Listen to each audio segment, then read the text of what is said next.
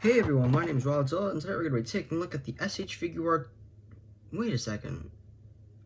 Didn't I review this guy already? I mean, what am I realistically gonna say anyway? I mean, I already reviewed them how many months ago? But I mean, there's so many more accessories, but like, what could I really say?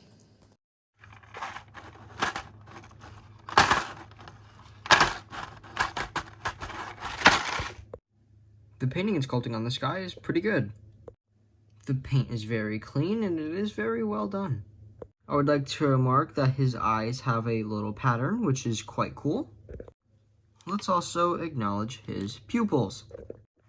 I would also like to acknowledge his stream bean proportions. If you guys thought Spider-Verse Miles was bad, I don't know. I think this guy's pretty on par. The muscles are really defined, and again, the paint is really nice. I really do like how the red paint and the silvery, shiny paint is like a different finish. And the vibrancy is quite nice.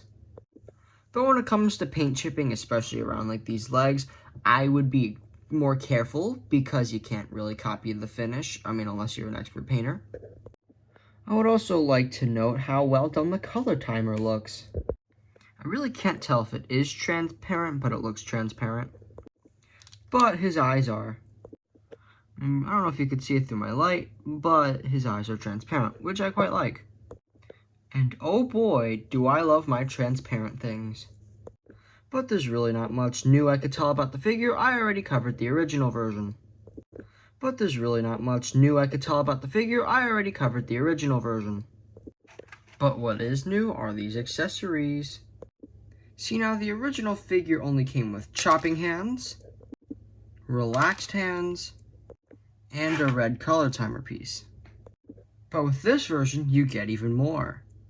Because with this version, you get another pair of relaxed hands, which honestly makes me think, are these even relaxed hands? I don't know. You get jazz hands, 2 swappable eye pieces, a teeny tiny little stand, and most importantly, you get Emmy. Alright, hold on, we gotta review Emmy real quick. And honestly, the painting and sculpting is really good.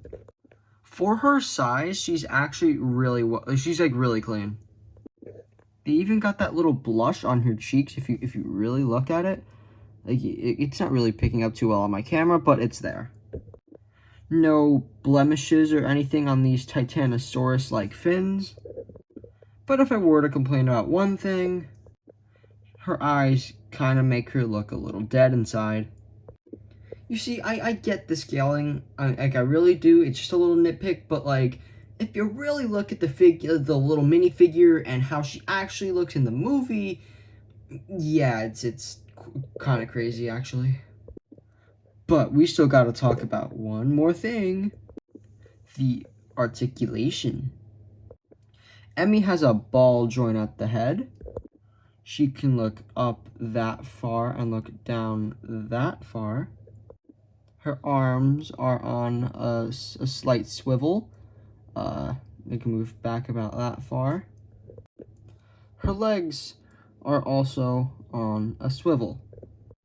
I just noticed they sculpted her little thing, her little paw pads? Paw pad? I don't know. They sculpted those though. No, that's awesome. I just noticed that. To get a real understanding on how tiny she is, here's the Playmates mini Godzilla. And hey, here's Godzilla Philios while you're at it. Overall, Emmy is actually surprisingly good for her size, and I'm really surprised how good she came out. But this is not what you pay $60 for. In order to swap out those previously mentioned hands, all you gotta do is carefully pull his hand off. You put the little thing and put the thing in the hole. And kaboom, you're all done. In order to swap out his eyes, you gotta scalpel him real quick. Then you gotta pluck his eyes out. Now you're left with an empty Ultraman face. Now you get a soulless Ultraman. But anyway, then you gotta just plug on the other eye set you want to use, you want to use those little pegs like that are right there. Put on his mask, and now he's looking off to the side. And his other set of eyes is just him looking in the other direction. As for the color timer piece, however, I recommend getting something really thin to just kind of pluck it out very easily.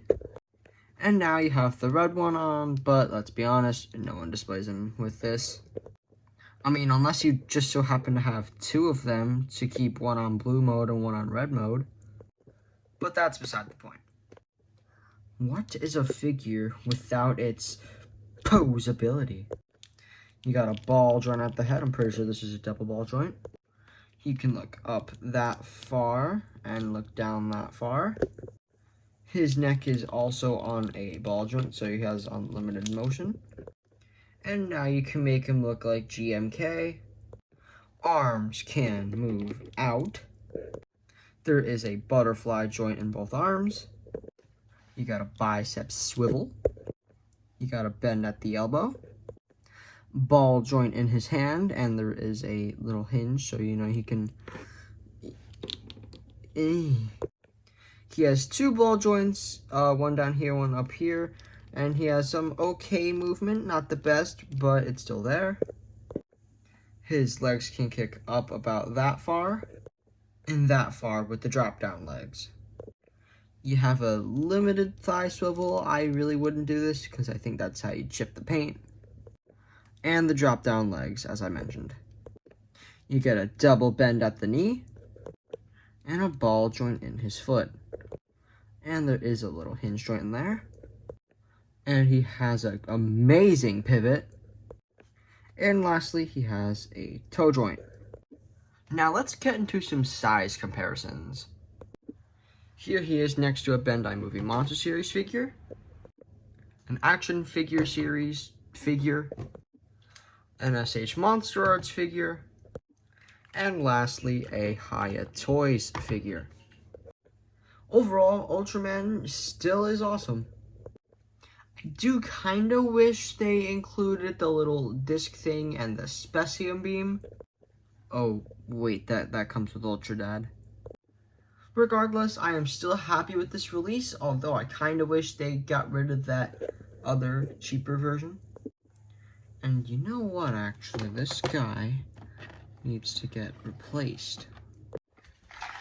Well, it's been a good run. Into the closet you go, Ultraman.